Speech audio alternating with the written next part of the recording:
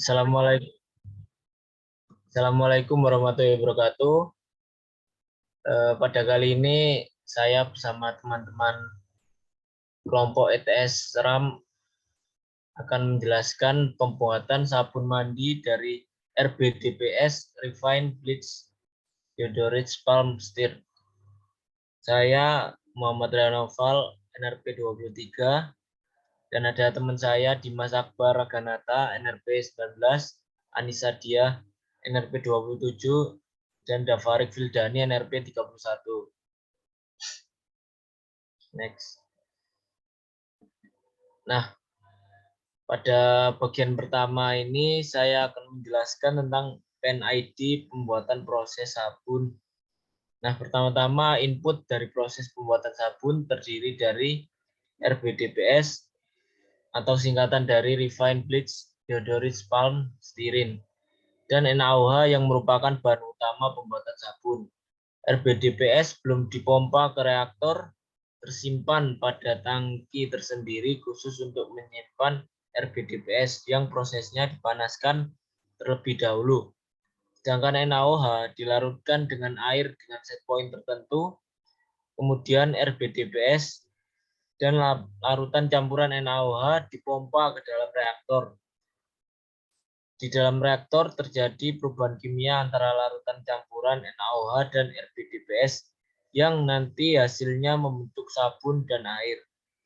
Hasil dari reaktor dipindahkan ke unit pemisah separator yang terdiri dari dua lapisan, yaitu lapisan sabun dan lapisan impurities yang terdiri dari gliserol.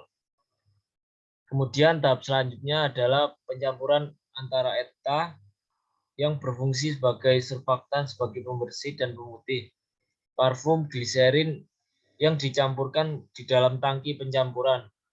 Kemudian tahap berikutnya adalah proses pengeringan sabun yang mengalami proses tekanan tinggi dan hasilnya merupakan sabun yang terpisahkan uap airnya.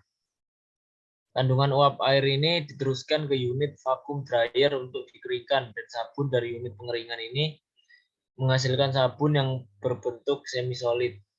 Tahap finishing dari proses ini yaitu pembuatan sabun batang dari sabun yang berbentuk semi solid ke mesin pembentukan sabun yang disebut bar shop finishing machine. Selanjutnya disimpan sementara di penyimpanan sementara sebelum produk dapat dijual. Nah, proses variabel dari pembentukan sabun ini adalah level, kemudian manipulate variabelnya level untuk mengatur input yang akan masuk ke dalam reaktor. Mungkin untuk proses selanjutnya bisa dijelaskan oleh teman saya. Baik, di sini saya akan menjelaskan tentang diagram blok proses dan plan reaktor pada proses pembuatan sabun. Nah, di sini kita bisa melihat terdapat RBDPS dan larutan NaOH di sini sebagai input dari proses ini. Nah, lalu ada dalam proses reaktor ini terjadi perubahan kimia antara larutan RBDPS sendiri dan larutan NaOH. Dan sensor level di sini digunakan untuk mensensing level pada aktuator sesuai dengan set point yang diinginkan dalam proses pembuatan sabun. Nah, setelah itu hasil pembacaan sensor ini diteruskan ke LIC atau level indikator controller untuk memberikan perintah pada aktuator, yakni control valve untuk membuka sesuai dengan set point yang diinginkan. Nah, selanjutnya bisa dilanjutkan oleh teman saya.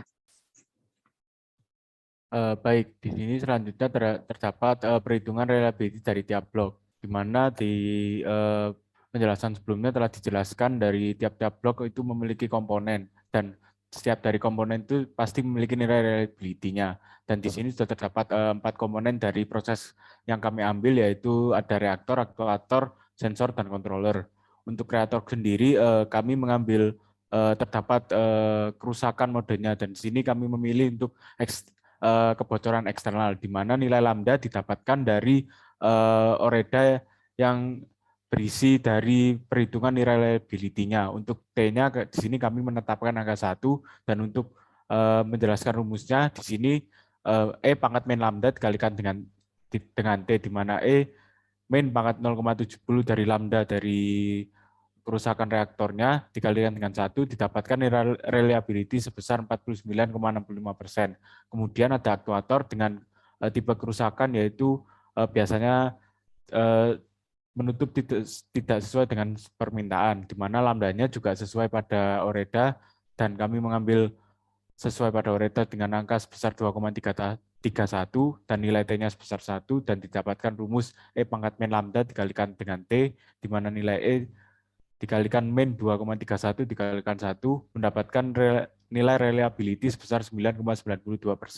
Dan selanjutnya ada sensor dengan tipe kerusakannya yaitu output yang tidak sesuai atau high output dengan nilai lambda yang sesuai pada OREDA sebesar 1,66 dengan nilai T sama 1, dan didapatkan rumus R-nya yaitu E dikalikan pangkat min lambda dikalikan dengan T, di mana E dikalikan min 1,66 dikali 1, didapatkan nilai reliability-nya 19,01%.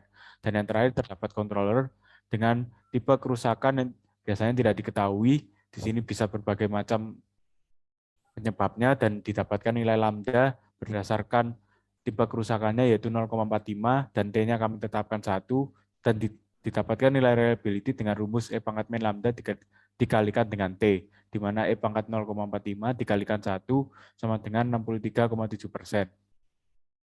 Baik, itu saja mungkin perhitungan dari reliability. Mungkin selanjutnya bisa dilanjutkan oleh teman saya. Hitungan dari MTTR dan MTBF, kami mengambil jurnal yang berjudul Pengembangan Program Preventive Maintenance dengan menggunakan metode Reliability Centered Maintenance atau RCM2 dan perhitungan Overall Equipment Effectivities atau OEE di plant amonia di pupuk Kujang 1A. Nah, dari commissioning yang dilakukan, kami mengambil satu plant dengan take number A103JT di steam turbine for A103JT. Nah, di sini terdapat beberapa nilai, diantaranya ada nilai dari PF internal dan dari inisial interval. Nah, satuan dari masing-masing ini adalah per jam, di mana PF ini berarti potential failure, yakni potensi kegagalannya. Nah, dari masing-masing equipment yang ada itu ada memeriksa level oil, itu di angka 12960, terus juga inisial intervalnya di 6480. Ada juga pemeriksa tekanan, dia di 144 dan inisial intervalnya di 72, dan thermal imaging di 1440 dan inisial intervalnya di 170, cek vibrasi 8640 dan inisial intervalnya di 4320 dan seterusnya. Dan dapat kita ketahui MTBF-nya itu cara menghitungnya dengan total uptime per number of failure. Artinya total dari PF internal ini dibagi 8, yakni rata-ratanya. Nah, didapat MTBF rata-ratanya 3.474 per jam. Dan dapat diketahui bahwasanya MTTR-nya sendiri itu didapat dari total down per number of failure, yakni total dari inisial interval dijumlahkan lalu dibagi dengan rata-ratanya, yakni per 8. Didapat nilai MTTR-nya sebesar 1,7 jam.